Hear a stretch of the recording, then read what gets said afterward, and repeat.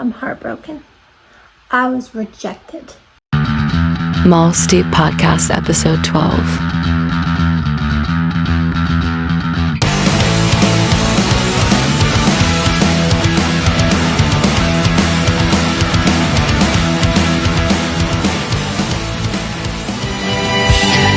Molly, you are cool as shit. Hello and welcome to Moll Steep Podcast. It's been a tough week. I gotta be honest with you. I look frumpy. And I look frumpy for good reason. I'm heartbroken. I was rejected. And you know what? It's okay. Because he taught me a really valuable lesson. He taught me that it's not all about looks or talent or being funny, or having a great personality, or being intelligent, or even being extremely humble, because I'm that too. It's just sometimes it's about timing. And, right now, it's time for Moll's Deep Romance.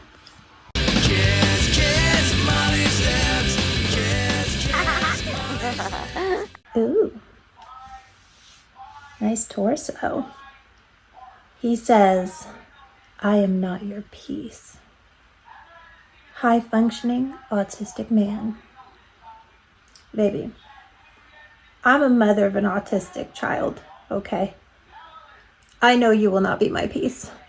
Just deciding what to eat for dinner, I'll be like, what do you want to eat? What do you want to eat? No, Taco Bell's not the only place.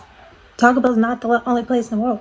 No, we're not having Totino's pizza again.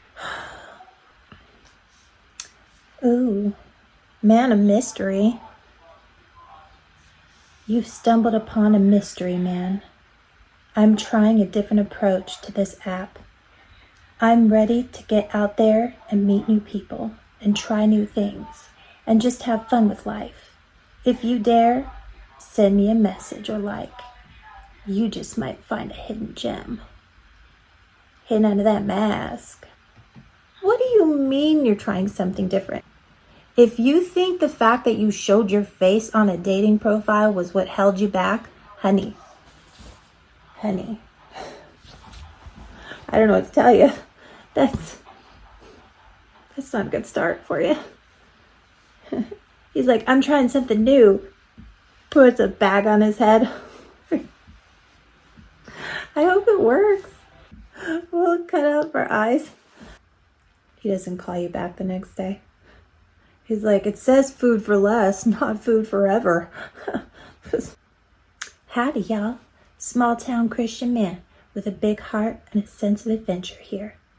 I love trying new things and pushing my limits. Whether it's exploring the outdoors or hitting up a new place to eat, I take pride in being a great listener, a loyal friend. I enjoy walking, cycling, paddleboarding, and sand volleyball. Looking for a partner in crime to join me on my next adventure. First of all, why do people keep saying partner in crime? Why? What crime are you trying to commit? Why would you post on any kind of social media that you're planning on committing a crime? Sorry, that's not a partner in crime I'd want to have. Anyway, smart, independent, and fun. Let's take the leap. Make America Native American again. Look, that's a tall order.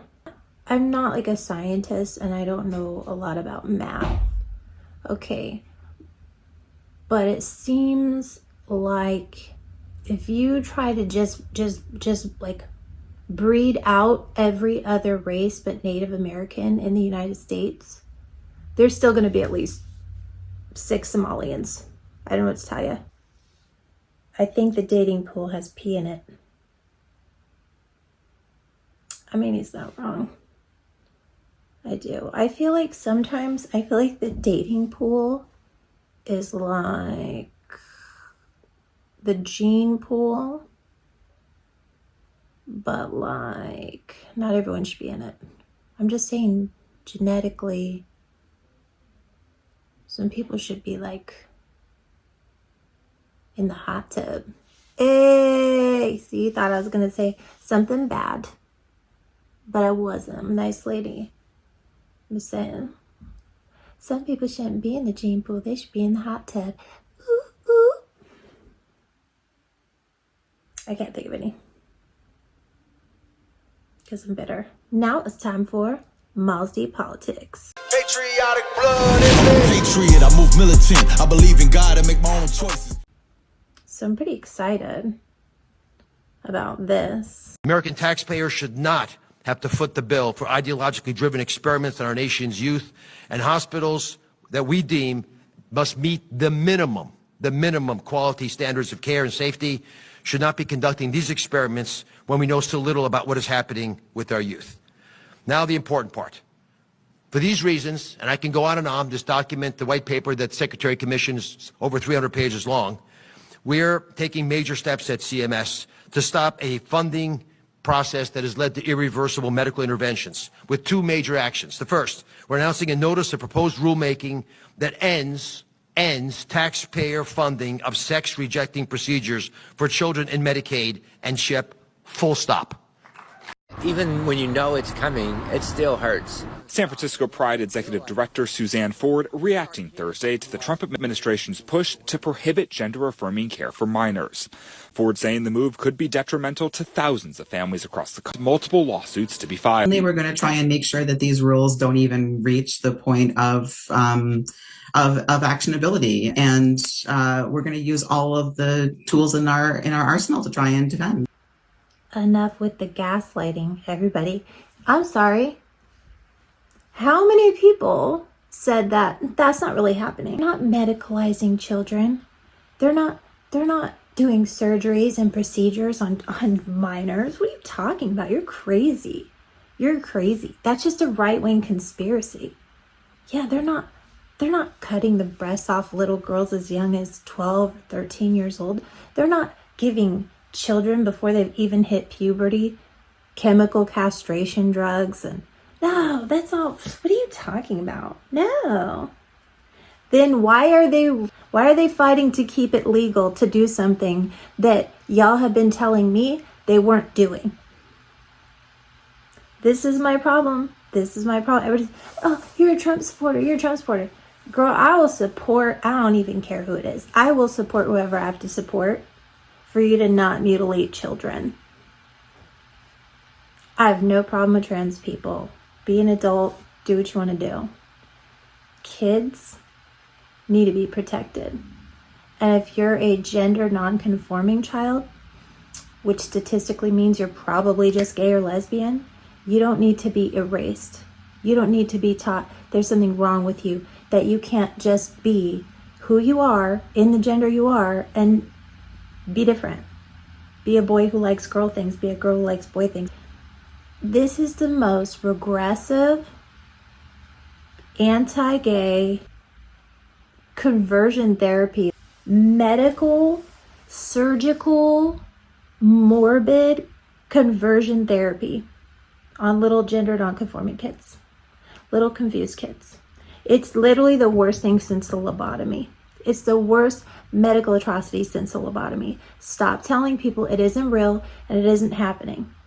And what is wrong with liberals who will listen to stuff like this and be like, well, so that's the thing.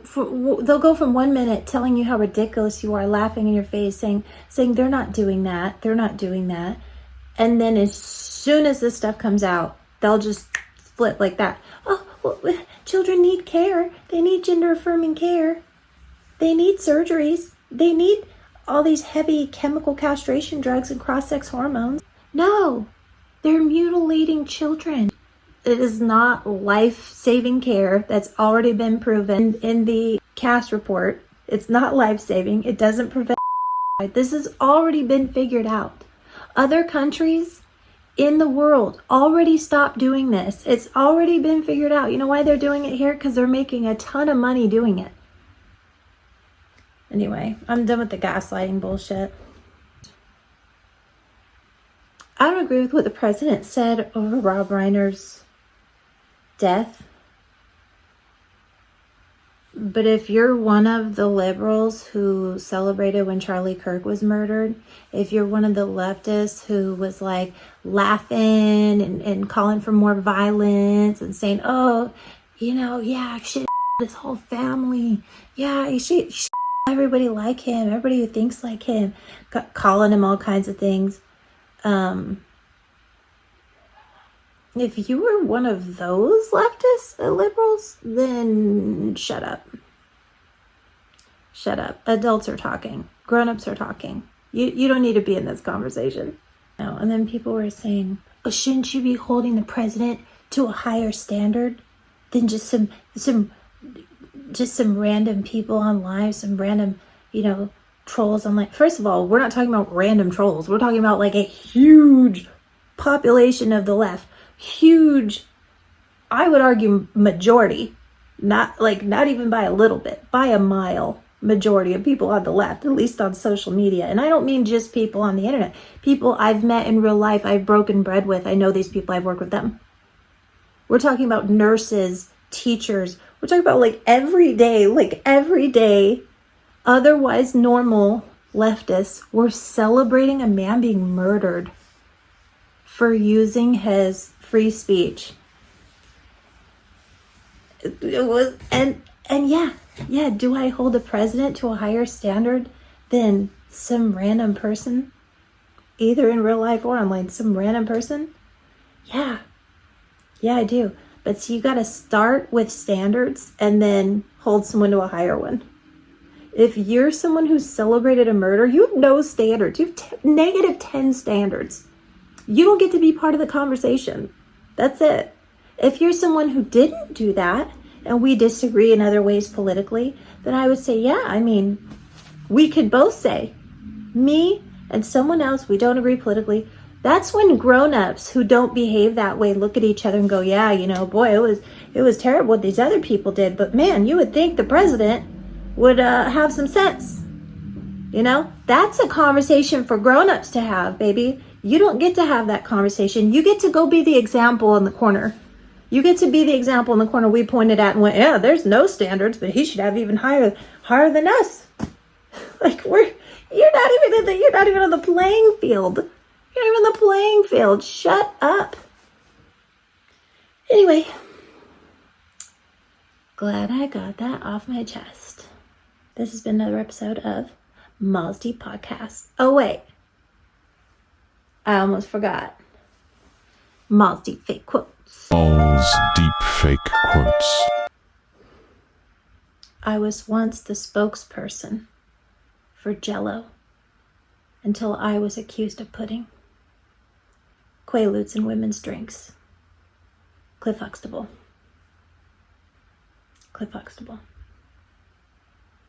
And this has been Moll's Deep Podcast. See you soon. Thank you for watching Moll's Deep Podcast, you sexy bish.